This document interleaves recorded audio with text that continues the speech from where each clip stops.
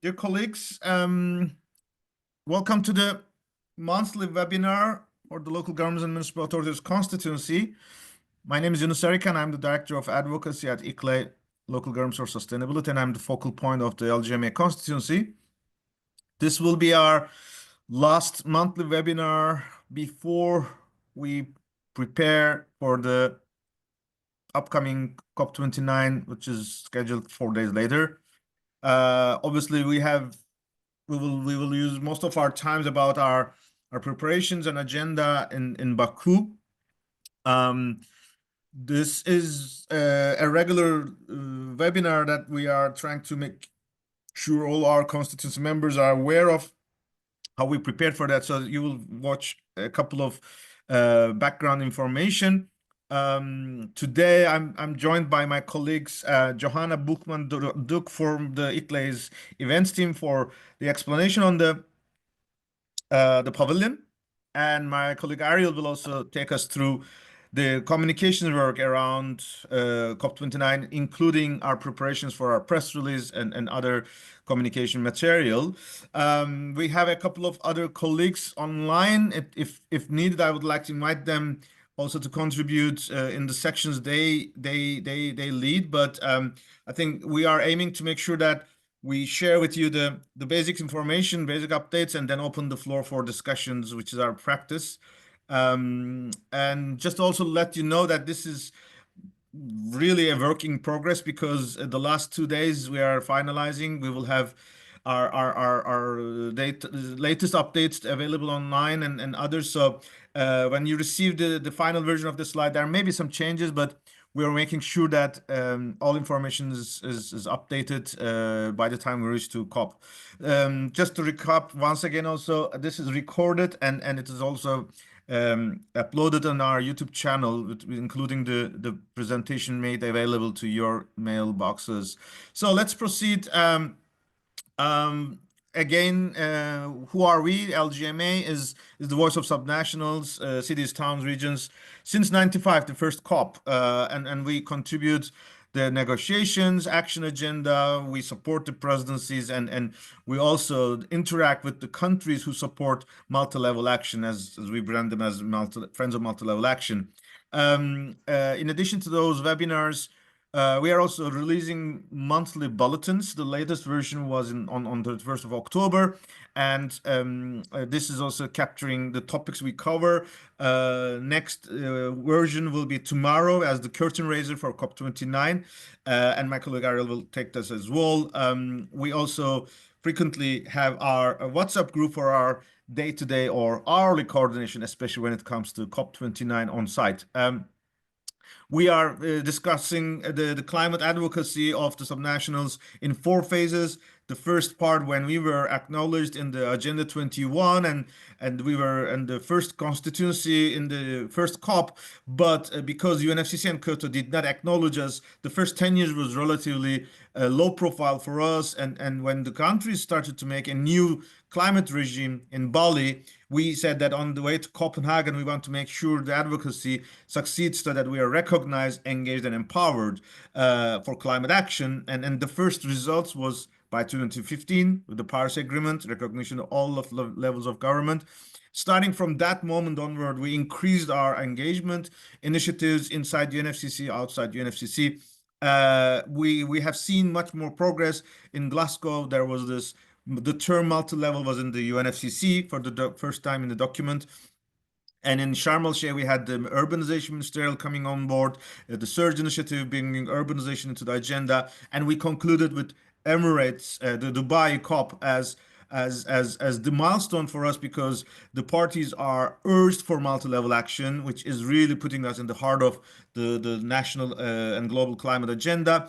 And we have a specific initiative, CHAMP, which is those countries who are really aiming to demonstrate how this is implemented at the local level, which is endorsed by more than 70 countries, with the latest endorsements coming the last month as well. This means that this all will feed into obviously the results in the next COP in Brazil, when the new climate plans are presented. So by the Baku COP, this is the annual conference, will be falling in between this usual downwards, let's say, cycle.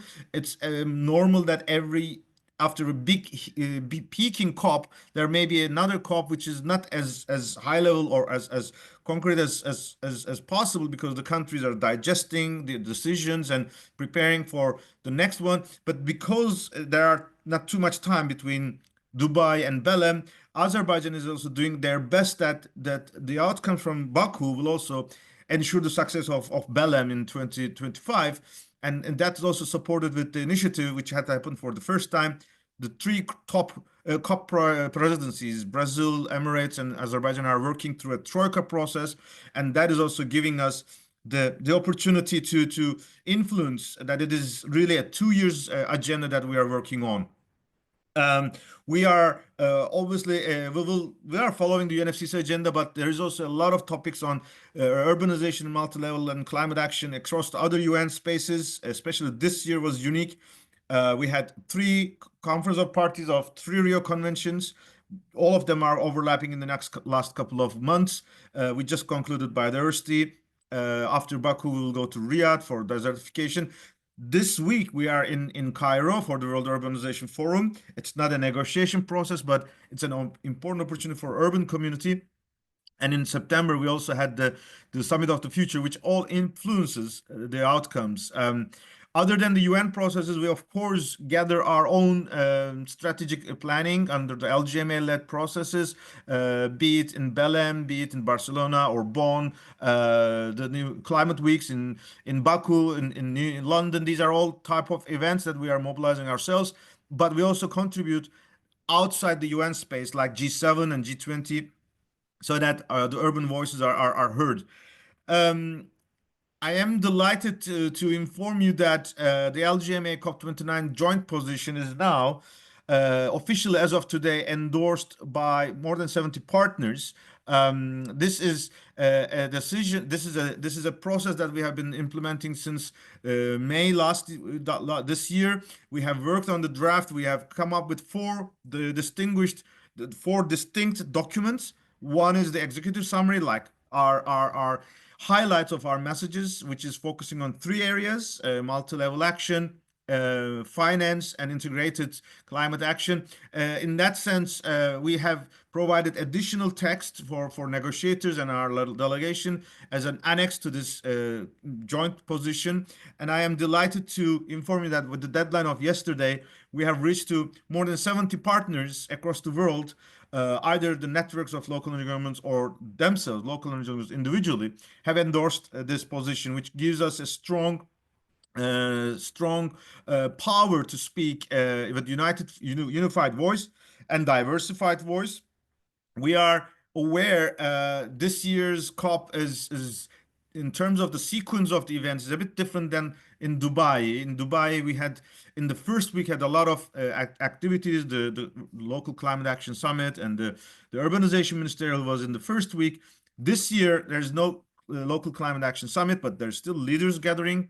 There is the urbanization ministerial at the end of the COP, or the last 2 days of the COP. In that regard, this year we are suggesting that once we announce, and Ariel will go through it, this position is announced, it will be still open, so that by the time we reach the 20th of November, we will have even more endorsements to this position.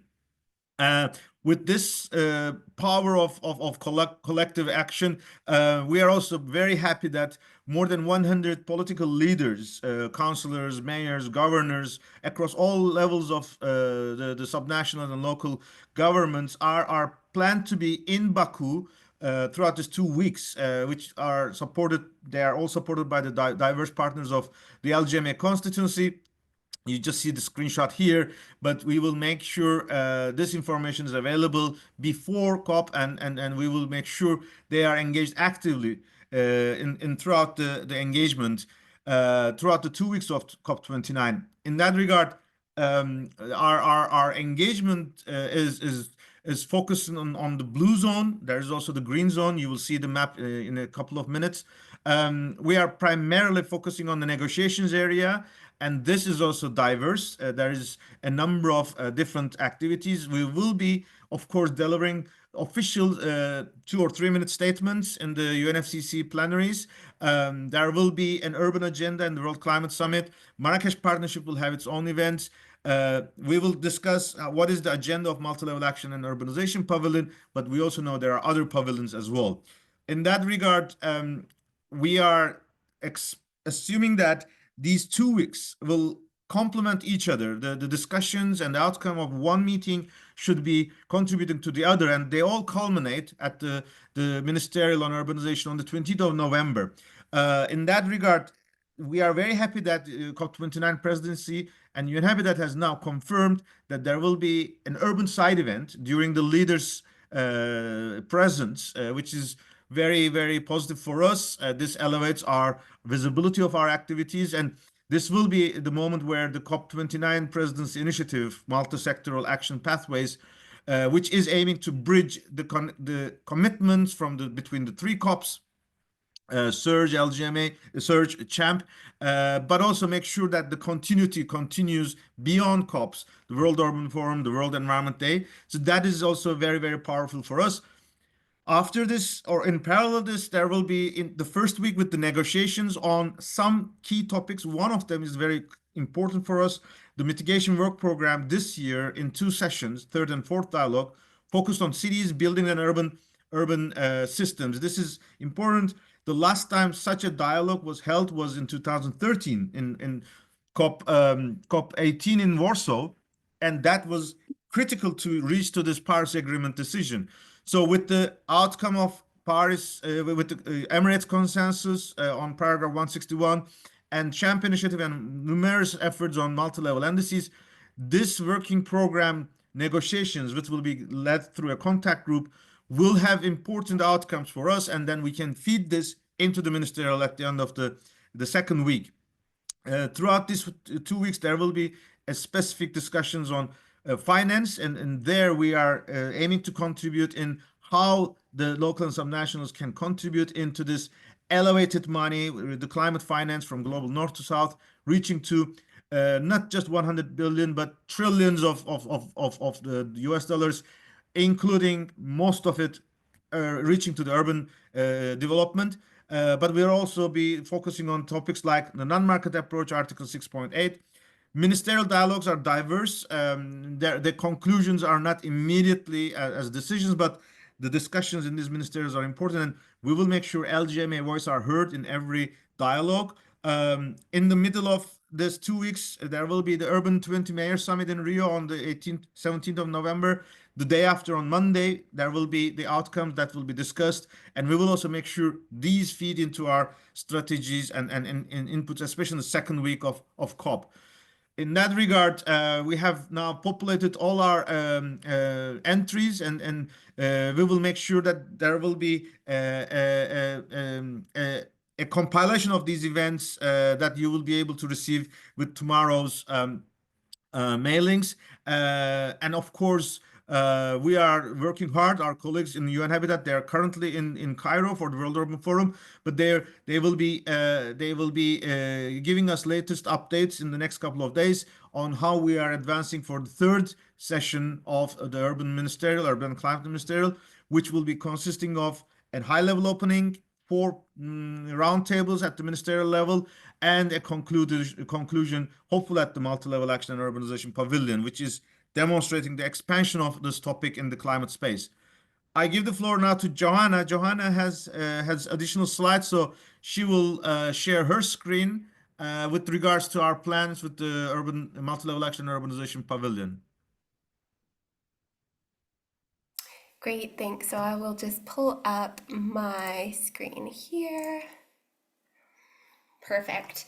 So what you can see here is our pavilion layout. So you can see that we will have a global stage event space. This will have about 40 chairs in it, so room for about 40 people, potentially a little extra room, standing room as well.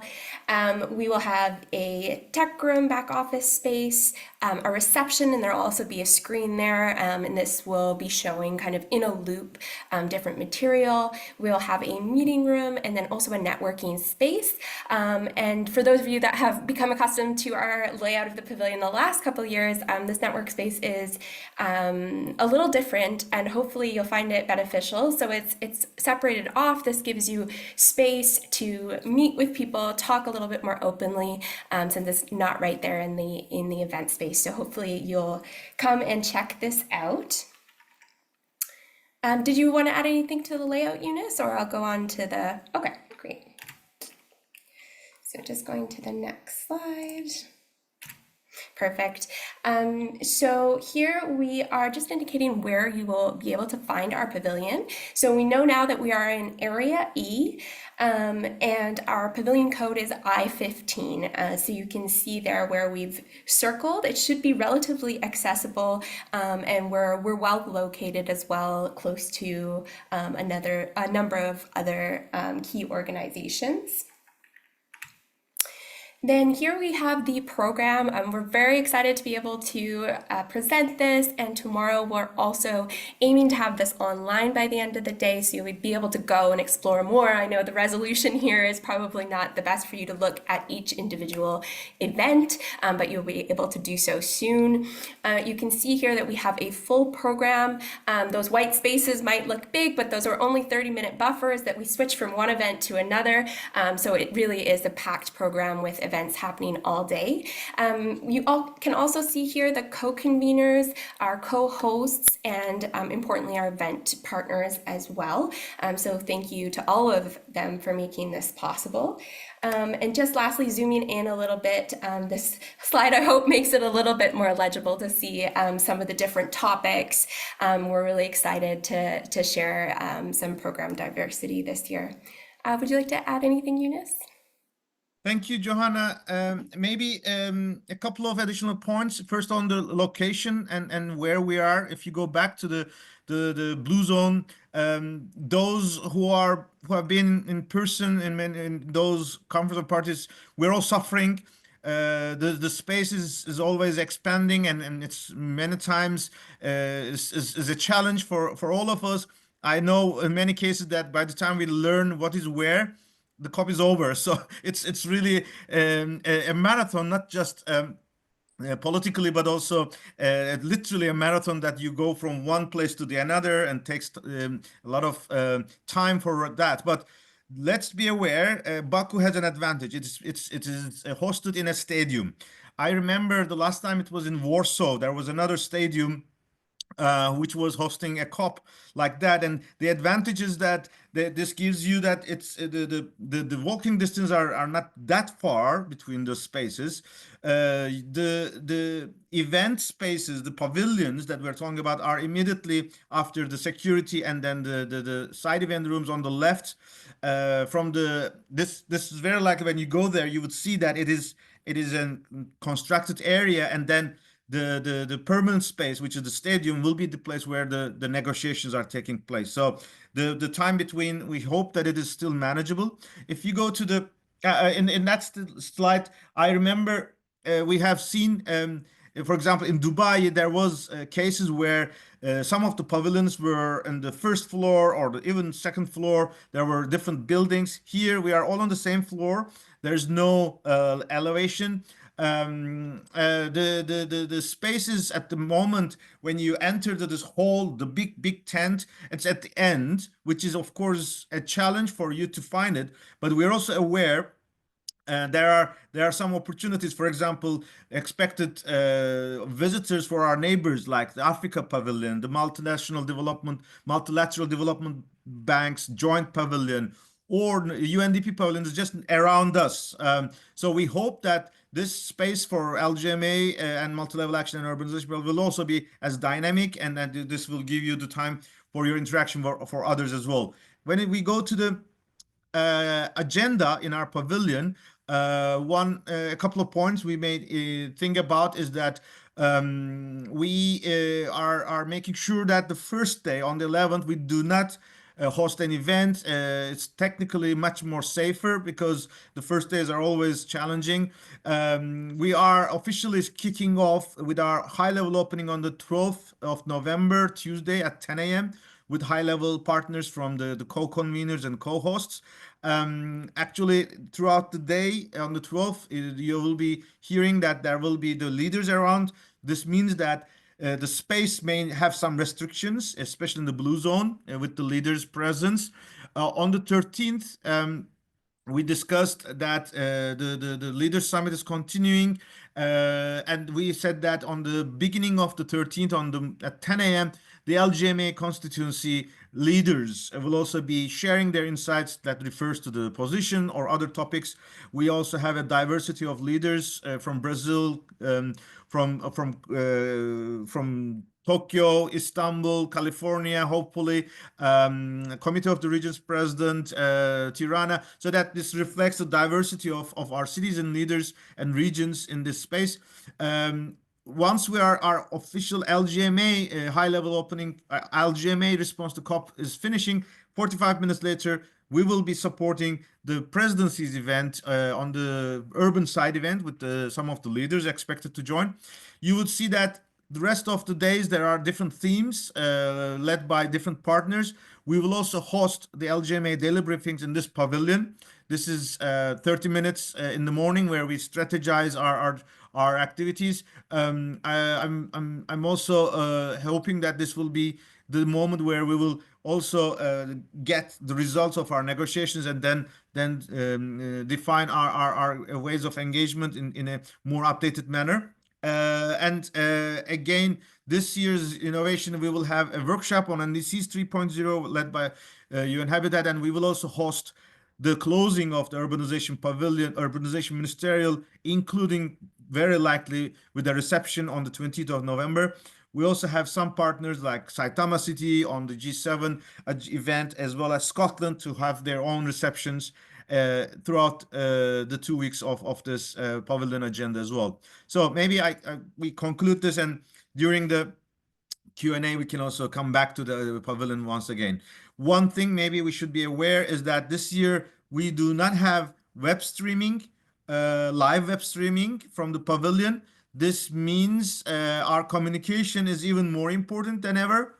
And in that regard, I think I'm just now briefly handing over the speaker slot to my colleague Ariel, who will be taking us through our communications plan. I'm just checking the slides so that she can really go through her points as much as possible. Ariel, I think you see now the screen, I see and it. the floor is yours. Great. Thanks, Eunice. Good morning and good afternoon to everyone. Great to see you all here as we really are in the last moments before COP. So as Eunice said, this year's COP communications coordination and our plan, I think, we continue to learn and iterate from past successes and lessons from prior COPs. So I'm hopeful that we'll have even more success this year. I wanted to mainly right now just make the opportunities for your participation and contributions known to you so that you can share these with your comms leads if you are not the person in your organization leading on comms. And then for our diplomacy experts, and for folks who are really on the ground following the negotiations and have worked very tirelessly throughout the year on our working groups, we have some special requests for you. So beginning with our daily mailer, we have done this for a few years now. We will be distributing the daily mailer starting on November 11th, so on Monday. And this is really where we build the picture of what our constituency is doing at COP. We, are very, very interested in highlighting your announcements, highlighting reports, anything that comes out that is relevant to the constituency's audience, the audience of the constituency and our partners. We really want to make sure that we know about it and that we can profile it in the daily bulletin. In addition to announcements such as partnerships or new reports or publications, we also want to ask that if there's anyone on the ground who is following the negotiations, we would love to get your feedback for our daily mailer. In very informal ways, we can take, for instance, voice notes from you, transcribe them into basically updates so that on a daily basis, we have kind of the most up-to-date analysis or tracking of what's going on within the mailer. Obviously, this is going to be most important in the second week of COP. So for those of you who are coming in the second week, I would ask that you consider this. And if you are able to work with us on this, that you get in touch with us. Our contact information is on the website that I'm going to share shortly. And we also have all of the ways that you can contribute or submit your content to us on that website. Also on the website, so we have a page about the overall conference and about the pavilion, the multi-level action and urbanization pavilion that will end up having also our full agenda on there, including descriptions of the events. So we're hoping that in that way we can drive at least attendance to the events. And of course, if you are a partner who is coming in with an event with us, we welcome your promotion of your events as well. Finally, if you do submit content to us and that is an announcement of some kind, then we will happily bring it into our COP29 announcements page on the LGMA website so that we have all of our announcements in one place and can really look back on that as one of the kind of records of what the constituency accomplished at COP. Next slide. The next two slides are opportunities to contribute to two different planned communications assets that we have for COP, and there will be other ones in between, I would guess, but for sure the opening press release, which is slated for release on the 12th. This will kind of summarize our position and the state of the constituency going into COP, and as we did last year and had great kind of participation from the constituency, we will be asking for quotes from your organization's leadership. So you are welcome to either look at your elected leadership if that is part of your leadership, or at staff level leadership, and to include those quotes into the press release, and we will be sharing that document today. Sorry, if you can go back one slide just to make sure. Yes, there's also an opportunity to add your boilerplate information about your organization if you are one of the networks or an organization that has such information in the press release. And then the other known opportunity is going to be our outcome statement. We did this last year. Our goal is to release it the one day after the closing of COP. I think we were able to achieve that last year, but we'll be tracking and kind of slating this post COP. Obviously, the sooner the better here.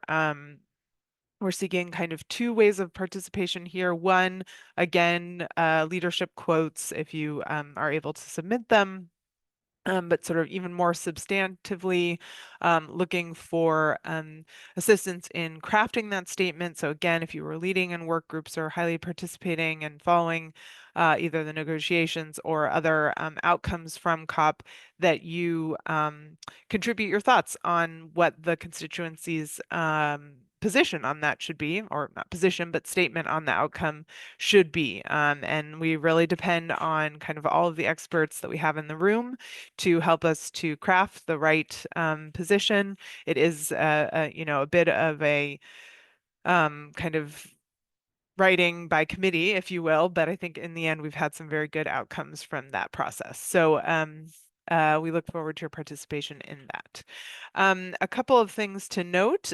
We will be engaging around CHAMP, of course, with the great advancements that we had during the Climate Week NYC, with two new endorsers or endorsers coming on to sign the pledge of CHAMP. So there should be more news coming out of the U20, which is happening at the same time in Rio, and we will be connecting that to events and opportunities within COP as well. So there will be both communications around CHAMP. We also have a very important briefing tomorrow. So if you weren't able to join us last week, oh, actually, apologies. The link isn't showing up there, but I'll put it into the chat after this to sign up for our briefing tomorrow, which is at 1:30 European time. So this is sort of the final update on CHAMP, where we are, what our message is going into COP, what we are hoping for CHAMP in 2025, which obviously will influence how we talk about CHAMP at COP29 and at the U20. So definitely invite you to attend and bring that into your own work throughout COP and the U20. So I will pop that link in once I finish speaking here. And Eunice, you want to talk about these resources? Yeah. Thank you, Ariel. As we said, it would be good to start informing our delegations who are preparing for the COP29 in Baku with a preparatory mailing that contains many of the information we have in a condensed form. You will find in this curtain raiser edition, first of all, again, our position, that to keep ourselves reminding of our position, additional updates that with what you heard here on the pavilion and our delegation. But we also have compiled a couple of links. Here you see just the headlines, but obviously it's all paperless, so many documents are all on the web page and app of the UNFCCC. But let's remember, it's not always easy. So we hope this curtain raiser edition can compile all of them as and condensed as possible. I personally believe the UNFCCC website has improved a lot over these years. Now, the overview, when you see there are presidency events, there's a leaders summit, negotiations, side events. There's an overview page which takes you each of them. Then you are able to go to the detailed schedules. And this schedules includes the negotiations as well, that the subsidiary bodies, contact groups. There's also a PDF which takes you which high level meetings are taking place, official meetings are taking place in the COP29 in a downloadable file. There is a very valuable observer's handbook. This is the moment where you can read how the non-parties, those who do not have the right to vote, which are the NGOs or the UN agencies, they can engage in the UNFCCC process. Of course, there are several restrictions, several rules and procedures, especially to respect the sovereignty of the nations, to respect the intergovernmental notion, the way you you have dialogue with the delegations or you communicate information has some particular procedures that you have to respect. And there are cases that if you do not follow these guidelines, there may be cases where you are debadged, which means that you are not able to come back. So in most cases, the LGMA constituency has not been faced such things, but it's always good to know our rights and duties as well. There is also this link where daily, even hourly negotiation meeting rooms are announced so that you can then track what is happening where, especially for those intense days. There may be original announcements can be revised in terms of the meeting rooms. The venue map and the pavilion map, as Johanna mentioned, there is QR coded documents, and our colleagues from Globe also today have been alerting us that the COP29 presidency has also developed a delegations handbook which which contains the green zone, the transportation, and other issues that will be helpful. So we will make sure all these are available. And we also have captured a couple of reports that was released during the year, especially relevant for our LGMA constituency. Such are the selection. This at the moment has 8 links. The cities in a 3 degrees world, the progress on the biodiversity framework at the local and subnational level, state of cities climate finance, the urban component of NDCs, the SDG localization prepared by UNDESA, the daring cities and town hall COPs, the World Cities report, which is actually released yesterday in Cairo during the World Urban Forum, which this time is particularly focusing on cities and climate action. And again, the World Assembly of Local and Regional Governments, the High Level Political Forum response of the Global Task Force, the High Level Political Forum, which includes SDG 13 climate action, which is drafted by the LGMA constituency. So these are the things that you can keep in mind and that you can use when you're interacting with all the discussions. Last but not least, this is again something that we'd like to remind everyone, especially taking into account the domestic progress lately. You heard the results from the election, the presidential election in the US. We are aware there are other countries who are changing sometimes their position on climate action. The Paris Agreement is flexible enough that those national governments, if they decide that to change their commitments, they can do so. But the idea is that every government takes into account what has been done before and then takes it even higher. In that regard, national engagement is equally important to the COP decision, if not more, because it's at the end of the day the national budgets that is even putting more direction of whether we are going to a trajectory for low carbon or climate resilient future or lock in carbon effect. So the town hall COPs, the way we are engaging in the multi-level NDCs, the way we are supporting the champion implementation, it's even more important than ever in this new era, because the Dubai is opening us the doors that this next generation of NDCs will be multi-level if the nations are able to follow such principles. And through the endorsers to champ, through the 161 of the Dubai COP28 decision, we have these opportunities, and we could now ask for our members, be it their town halls, be it their national associations, that they become more actively involved in the national planning so that the new NDCs, the next generation of NDCs, to be presented by next year in Belém, are much more powerful, implementable, and ambitious and holistic. So this is a reason why we are going to Baku. This is a reason why we are making sure that COP is every year reviewing what's going on, but the real action is happening at the local, national level, and with the global processes giving us the mechanisms, giving us the motivation and resources to deliver these goals. So I think we have reached to the end of our today's webinar. Actually, we also have reached to the 10 months of preparation since Dubai, and we will see how Baku will deliver, or how Baku will take into account all what has been done over this past weeks and months. So I was wondering whether we have received any questions and feedbacks through the chat box. I see Johanna has shared the venue map, Ariel from Global Covenant, and Amelia from Global Covenant and Ariel, they also have shared the links to the tomorrow's CHAMP webinar. I think these will be helpful for us. Eva from CMR is asking about the ministerial ends at 2:30. Eva, correct. The first high-level opening plenary is starting at 9 a.m. The next meetings will kick off 11:30, and I think by 2:30 the second roundtables, ministerial roundtables, will be concluded.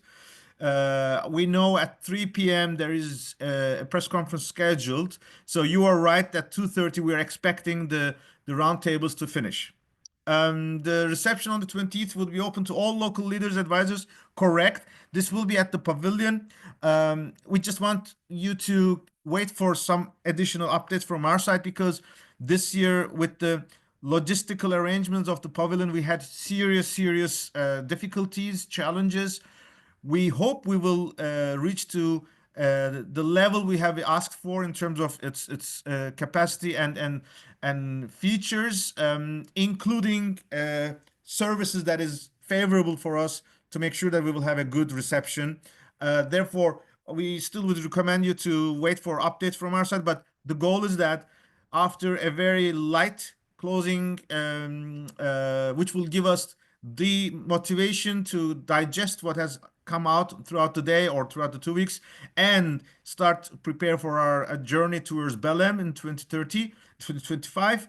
And then it will conclude with a networking of reception, which is open to anyone who has Blue Zone badges, obviously. But we hope the LGMA community and the Friends of Multi-Level Action, the champ endorsers, the UN space, the UN agency partners, they are all part of this celebration that is rewarding our collaboration over these weeks and months.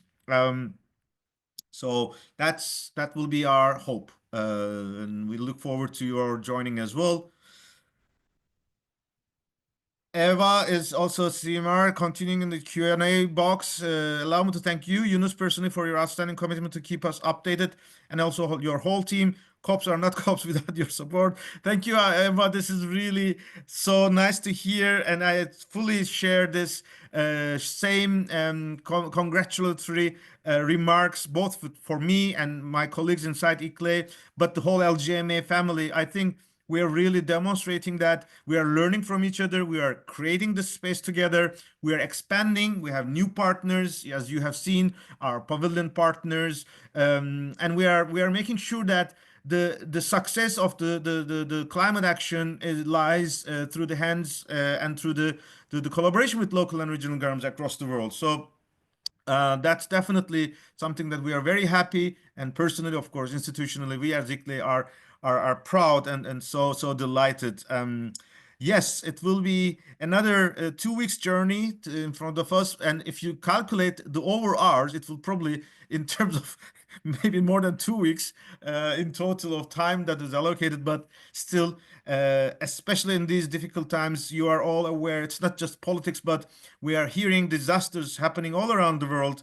The latest examples in Europe, in Valencia. The climate is not waiting for our negotiations. It is already demonstrating that if we do not change our trajectory, our future will be much harder. And we still have an option to avoid such catastrophic changes in the mid-century to get, in order we can avoid this to get worse. But the window is getting really narrow and narrow. And the short-term political decisions should not be stopping us, that we are transforming our world and our civilization for climate-friendly development and livable planet for all our generations. Good. I remember we had a number of partners in the audience. Any additional points that you would like to update or provide? This is the time, but of course we can always close our session as early as possible so that everybody can use this last couple of minutes for their own use. We are assuming that some of us are already packing their luggages, and we're also saying that this was what we discussed in the morning. Thanks to the digitalization and thinking about the logistical challenges, we are hearing that in Baku, the distance between the hotels and the Baku Stadium will again mean that we will spend minimum 1 hour to reach to the COP29 Blue Zone, and then, as we discussed in the beginning, finding our spaces in between those crowds. So in-person participation is always even more challenging. So remote participation sometimes, especially when we release our documents, sharing on social media, or even sharing the updates to our WhatsApp group, then giving the guidance to our delegations, or even asking our colleagues to reach their national governments in the capitals can even be helpful in some times that may be helpful. So don't think that this is only an in-person event. It's still a hybrid event. But of course, this year it's much more relying on also the in-person, especially for our pavilion. But through our communications, brilliant communications teams, we will make sure that our messages are spread every day. In the morning, you will receive your bulletin, and then throughout the day, we will follow up. With that, again, I'd like to now, this time, I see no one and intervening that is giving us the right to say that this session is adjourned, and we'll look forward to staying connected and keep each other informed on virtual and those who are in present in Baku every day in the LGMA daily briefings at the multi-level action and urbanization pavilion. Have a nice day, have safe trips, and stay safe.